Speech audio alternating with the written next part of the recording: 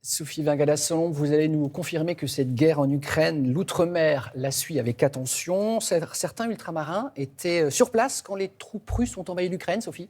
Oui, c'est ça. Nous sommes entrés en contact avec David Gono, un Réunionnais de 38 ans. Il vivait en Ukraine depuis 3 ans, mais avec l'avancée de l'armée russe, il a préféré tout quitter avec sa compagne et la fille de sa compagne âgée de 8 ans. Et après pratiquement 72 heures de route, ils sont arrivés en France. Comment vont-ils? David Gono nous donne de ses nouvelles. Moi, j'ai la chance, donc, si vous voulez, mon travail que je faisais en Ukraine, je le fais aussi ici. Donc, j'ai eu la chance de pouvoir reprendre mon poste en communiquant avec l'Ukraine, parce qu'il y a toujours des directives à suivre. Ma compagne en Ukraine travaillait avec les enfants. Donc, quand il y a eu l'invasion, elle devait stopper son travail. Elle ne pouvait pas se prendre le risque de travailler avec les enfants. Et donc, à l'heure d'aujourd'hui, non, elle ne travaille pas. Et pour ce qui est de sa fille, elle a repris l'école lundi par le biais d'Internet en ukrainien. Dans nos rêves les plus fous, c'est retourner dans les semaines qui suivent. On se dit par exemple que le mois prochain, ils vont trouver qu'il y aura des arrangements et que les choses vont se rétablir et qu'on pourra regagner l'Ukraine.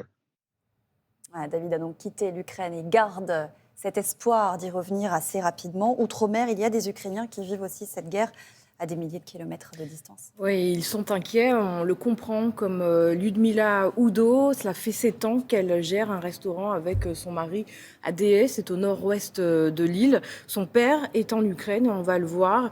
Son téléphone n'est jamais loin, même durant le service. Aujourd'hui, Ludmila veut rejoindre ses proches, elle se dit impuissante et c'est ce qu'elle a dit à Paul-Henri Scoll et Christian Danquin. J'ai l'impression que je dois partir là-bas parce que si les gens sont menacés et sont armés, et sont prêts à se battre et se défendre, je dis pourquoi pas moi? Peut-être dans quelques temps, je vais voir que s'il y a opportunité, j'aimerais bien partir et aider à mes parents qui sont en difficulté là-bas. Donc mon cœur et mon esprit m'appellent pour rendre service à mon peuple. On va rester en Guadeloupe, Sophie, pour une situation particulière pour une famille ukrainienne. Oui, c'est l'histoire de la famille Chevchuk. Tatiana, Victor et leurs 2 enfants étaient en Guadeloupe aujourd'hui pour des vacances et aujourd'hui ils sont réfugiés. La famille avait décidé de séjourner sur l'île pour des vacances annuelles, mais depuis la guerre a éclaté, leur vol retour a été annulé et cette famille est bloquée en Guadeloupe depuis 1 mois. Leur quotidien a été carrément perturbé. Les enfants ont été scolarisés sur place. Les jours commencent toujours les yeux rivés sur l'ordinateur à l'affût d'informations, d'autant que leurs voisins leur ont annoncé que l'armée russe était à 200 mètres de leur domicile en Ukraine. Écoutez Tatiana, la maman, elle répond à Patrice Gonfier et Priscilla Romain.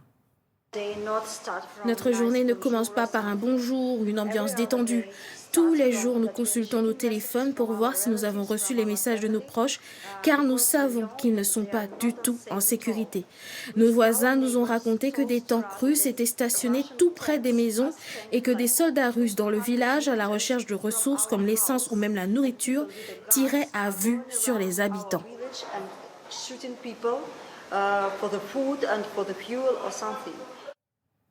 Et le père de cette famille, Maya et Damien, que l'on vient de voir, a décidé de relever un défi, parcourir 50 kilomètres et gravir le volcan de la Guadeloupe, la Soufrière, pour y planter son drapeau, le drapeau de l'Ukraine.